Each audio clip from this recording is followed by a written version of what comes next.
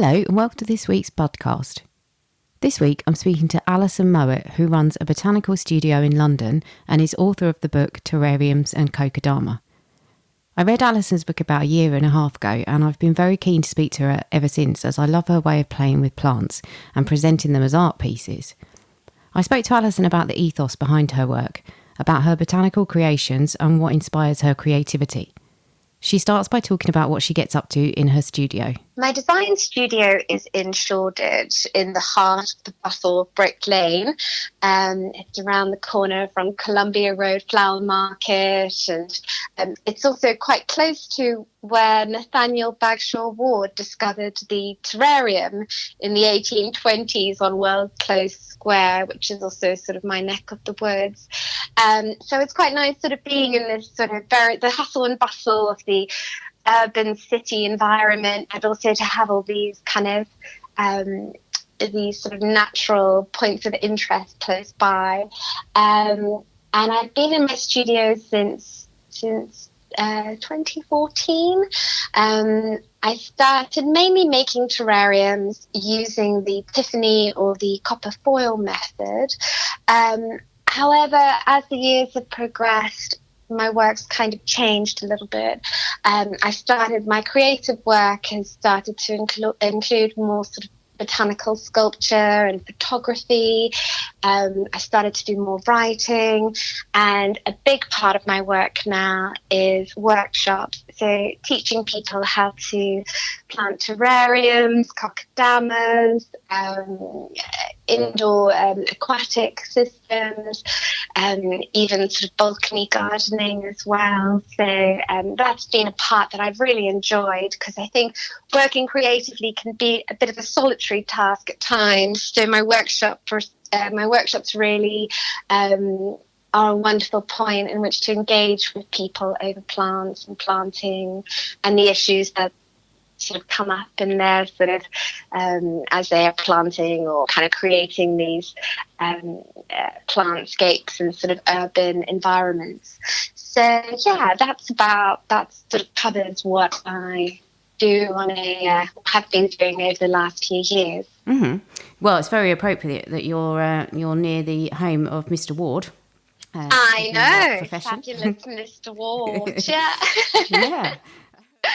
Changed things so much for us all. Yes, indeed. Yeah, very much so. It was interesting what you said then about kind of getting hands-on with people, because your book that I read about a year ago now, and I loved it, and I thought I must speak to Alyson because she's fascinating. But in your book, you do make things very kind of straightforward, very uncomplicated, but there really isn't a substitute for being hands-on and actually watching someone do it, is there? I mean, it is important, I think, to touch base if you're having any problems. It just gives you that reassurance. So. Yeah, I think so. And things come up so much as you're sort of in the planting process that maybe doesn't come across as well, sort of just reading through things in a book. So there is that element as well, which is interesting, definitely, for both me and for my students as well. Yeah, definitely. So when I read your book, and also when I looked on your website, I thought to myself, you're really elevating plants to works of art. And then when I read a bit more about on your website, I noticed that that's how you describe your work too. So what's the process involved? What does it involve for you? Obviously it's going beyond placing a plant in a pot. You're taking it to the next level. So it becomes a conversation starter or maybe the focal point of a space. How does that kind of evolve from literally plonking something in a pot to what you're doing? Yeah, I think the aim for me is always to elevate plants, as you say, to works of art, or think about things in compositions, as far as composition goes, or placing plants. Trying to think of things as creatively as possible, and by planting plants under glass or suspending them in interesting ways. We are framing them as, I guess, we do the artwork in our homes and elevating them in their own right. I think as well, by keeping a close eye on nature, you realise how it mirrors our own lives, with the growth and loss of every passing season or chapter. So it's something that kind of, I don't know, they're kind of beautiful to have around you in your home and to watch them as they change, as you change. I find the process of shooting for still life or arranging terrariums for displays feels quite similar to me, and it feels to part of the same creative process. So I try and think about things whenever I'm doing anything or working with plants in any way, really, even if it is just planting them in a pot, to try to kind of think about display and what plants will work best together. So yeah, always trying to think of things as creatively as possible, and aesthetically as pleasing as aesthetically pleasing as possible. Yeah, definitely. That was a mouthful. Yeah, but that actually brings me on to the next question, which was about containers. And when I've been playing around with plants, I do sometimes find it difficult to source nice containers. So, where do you source your stuff from? And are you of the mindset that you can pretty much use anything? You just have to be a bit creative and a bit practical about it? Yeah, I think when I started out, there wasn't a huge amount of choice. Now there's so much choice as far as terrariums and containers go, but that really sort of got me starting to make my own. So I learned the copper foil technique so that I could create these quite geometric shapes that would enclose sort of quite a large sort of planting scheme. And I've also in the past became really interested in working with concrete, and kind of the planters that I wanted to create had very sort of faceted shapes. And so I just started making molds and creating my own pots in the shapes that I wanted. So you can kind of create shapes from scratch or pots from scratch, but at the same time you can use absolutely anything, just as long as you can drill holes to kind of create a makeshift pot so that there's plenty of drainage. If you want to create a terrarium, just make sure you enclose that open space or that glass space so that humidity can build up and you can create the sort of condensation needed for a closed terrarium. Anything can really, I mean, even with sort of epiphytes, kind of orchids, just make sure their roots are exposed, but you can mount them on anything really. So I guess it's a case of just being as creative as you possibly can. Yeah. I mean, if you pick the right place, the chances are, if you pick the right plant, the chances are it's going to be a permanent fixture in your home, and it's going to be very much part of the family. So it is worth just taking the time to think about how you're framing it and what you're putting it in, because you're probably going to be looking at it for quite a long time, and it's worth that investment, isn't it? Absolutely. With any luck, you'll be looking at it for a long time. Depends what you pick, I think, sometimes. Exactly. So bearing in mind the fact that you do think about plants as works of art, are you just using plants as your inspiration, or are you drawing inspiration from other sources when you're working with plants?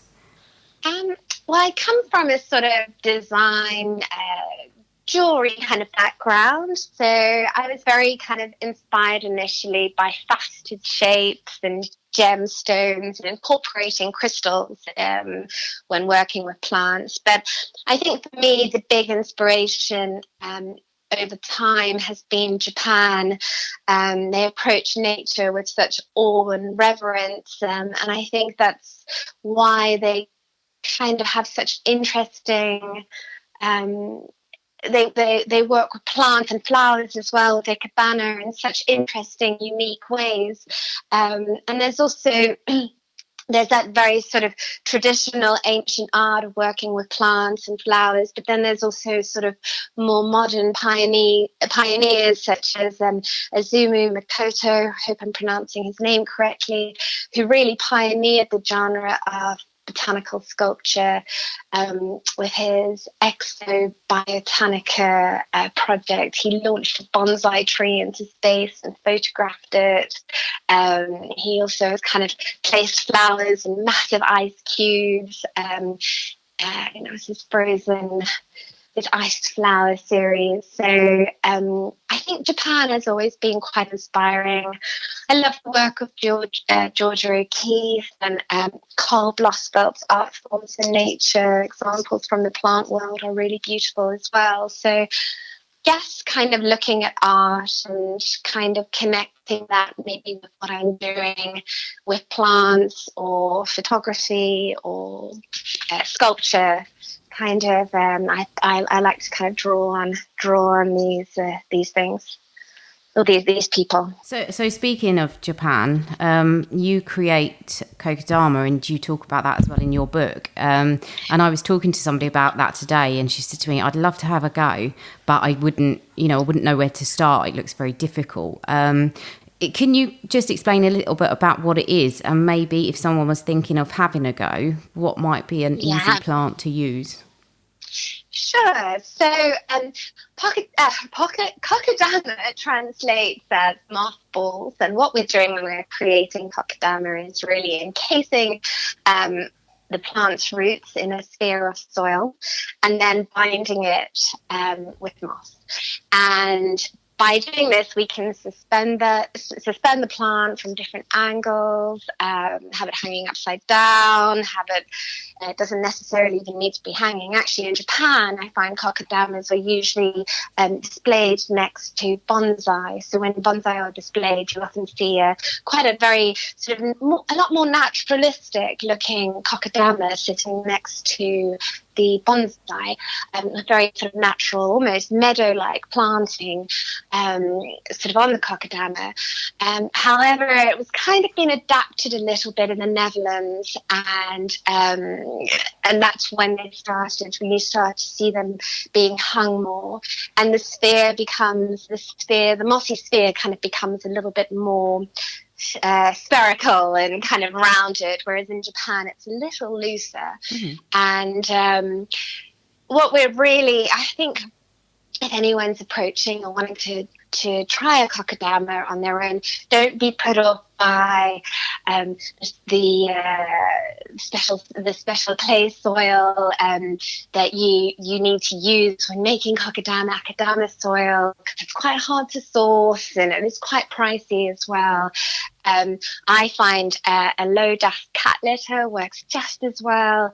Just use regular sort of potting soil, something with minimal peat in it if possible, and then you're sort of just creating your sphere from that, kind of getting a nice sort of sticky consistency, almost like a consistency of chocolate brownie mixture, and then encasing the roots or placing the roots sort of within that mixture and then binding with moss.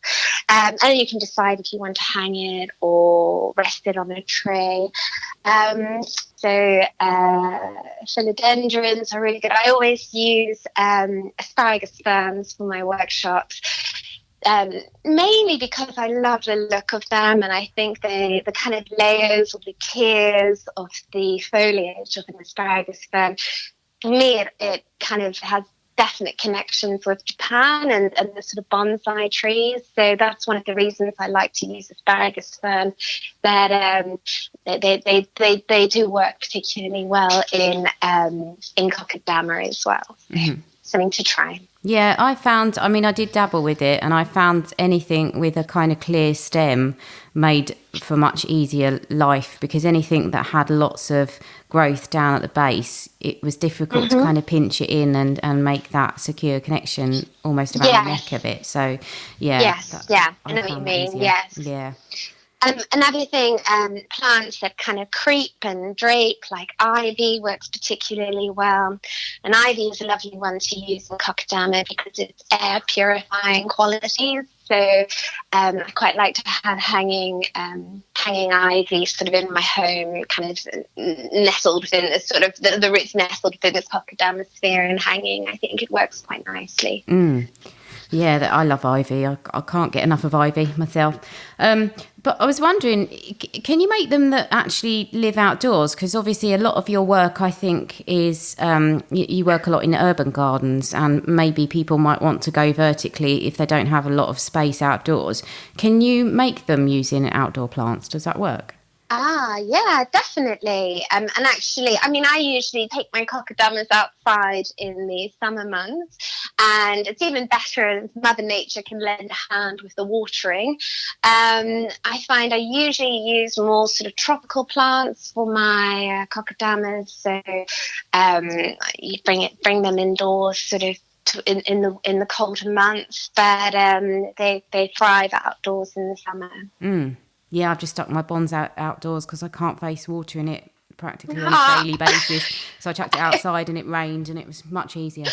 Oh, lovely. It's always good when that happens. Yeah, it was very good.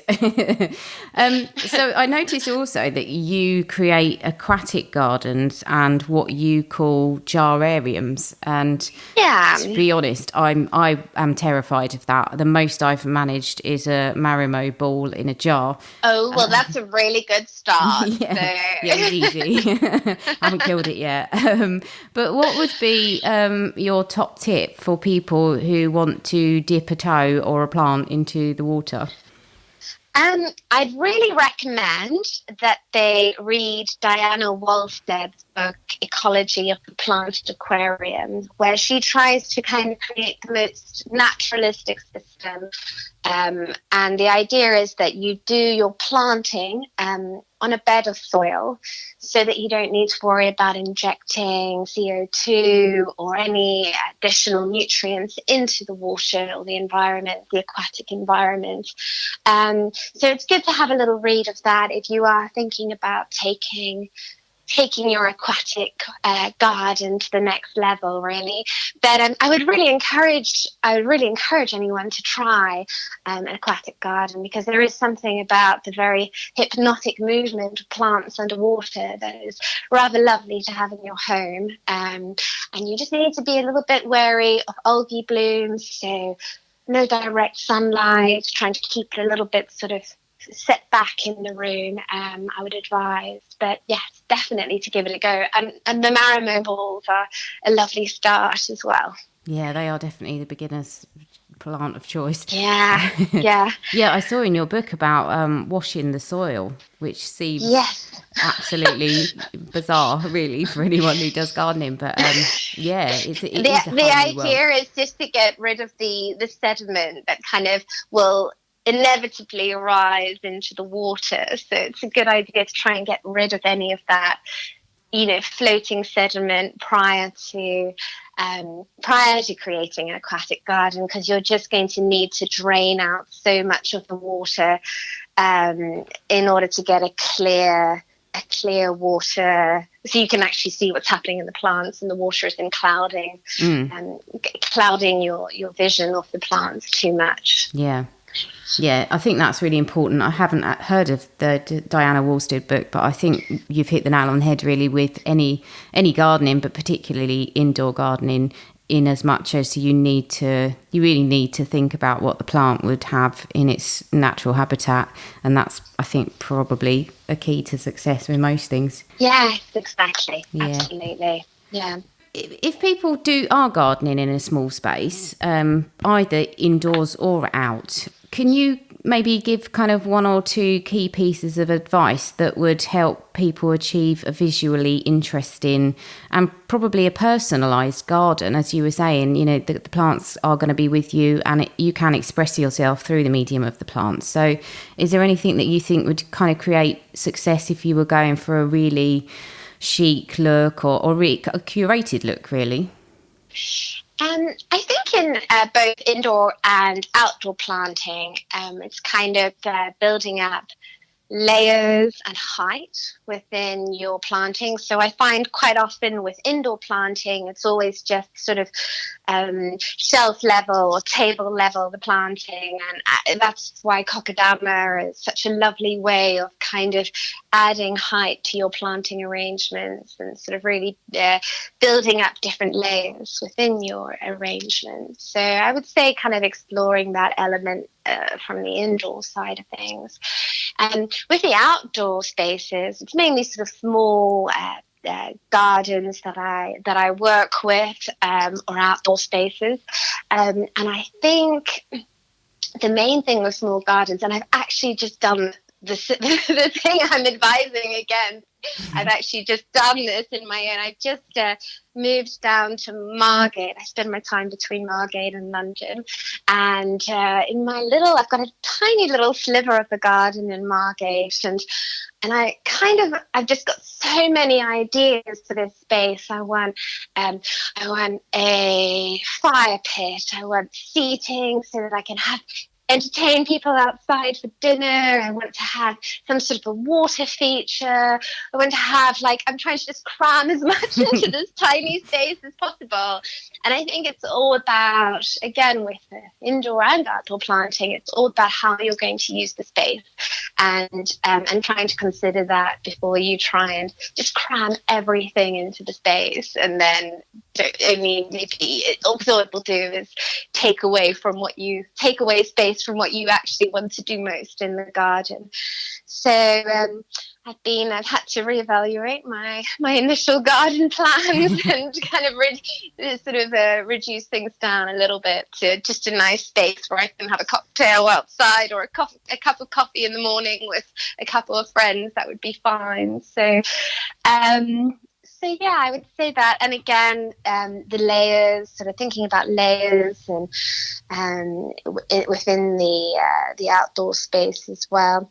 I'd say pots, I've noticed quite often that it's quite easy to cram a space with lots of little pots. So I've tried to invest more in larger pots and kind of instead of having lots of little itsy-bitsy pots everywhere where everything kind of looks quite split and nothing seems to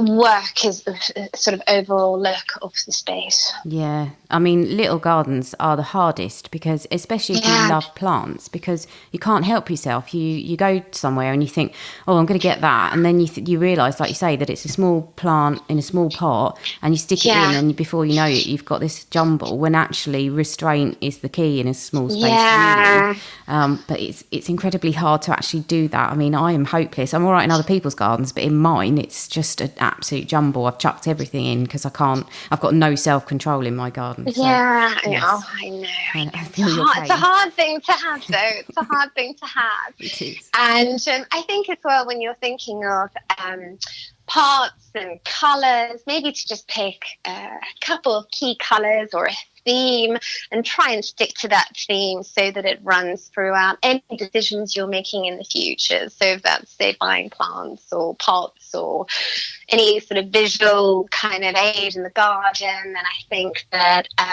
it's always good to sort of think back to what your initial aim or intention was visually, and also as far as usage of the space goes. Yeah. I mean, that's why people need you, really, because you come in at it from, quite dispassionately, really, and you can see what people want to use the space for, and you can see a theme that runs through it, and you will likely have a much kind of stricter hold on what goes into it. So, and sometimes people can't see the wood for the trees in their own spaces. So yes, I think that's why the job that you're doing, especially in smaller spaces, is invaluable, really. So well done. Oh, thank you. I also like people, though, to take control of their own spaces. So I do offer classes as well, and kind of just teach people quite basic bits and pieces, even for just there's a bit of sort of software that's really easy to use called SketchUp, and it's amazing how quickly you can lay out a small space and really understand the scale and the perspective of things with just having very sort of quite basic computer knowledge. And I think that it's quite nice to kind of give people the the control over the space as well, and to understand, how they can really use that space, and realizing themselves that they're not going to fit a table to seat 8 in that space. They might have to rein that in a little bit. and also putting mood boards together is a really fun thing that I like to do with in my workshop as well. So trying to work out why you like certain elements, or why certain images are so appealing to you from things that you've seen on Pinterest or in gardening magazines. So trying to just kind of really hone down what it is that people are trying to achieve within that space. Yeah, so you're taking their ideas and kind of underpinning them with design principles. So yes, yeah, exactly, yes. exactly, yeah.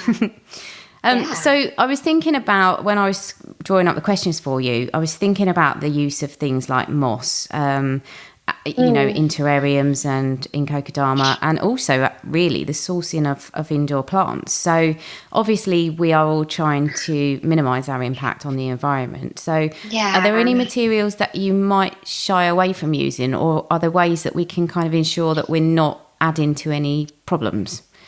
Yeah, I mean, the things that I notice mainly with my workshops and planting myself, as I'm sure you do, with the gardens you work on, is the pots and the usage of pots. And there's some really good garden centres that have good sort of return or recycling schemes.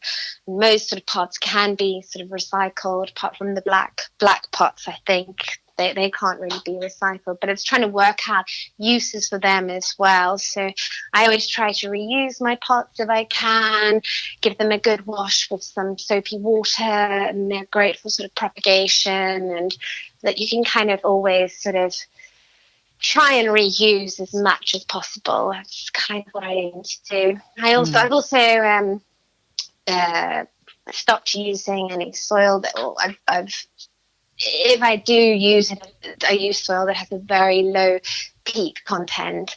And I think that is sort of very important as far as when we're looking at the soil that we use going forward, to try and reduce peat wherever possible in our soil.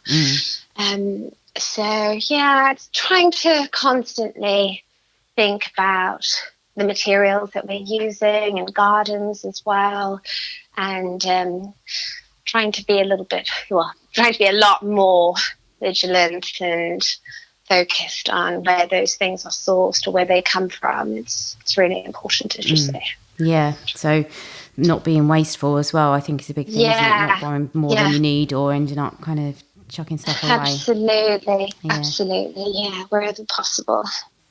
Thank you very much to Alyson for taking part in the interview, which she kindly squeezed in between multiple work and life commitments. If you'd like to check out her work, you can visit her website, alysonmowat.com, which is Alyson with a Y, and Mowat is Mowat. You'll find details of her design work and workshops there too. And you can also get a copy of her book, Terrariums and Kokedama, from the usual outlets, and of course I'll put a link to her website and book in the show notes. So thanks very much for listening, and I'll catch you next Tuesday for an episode all about growing and eating flowers.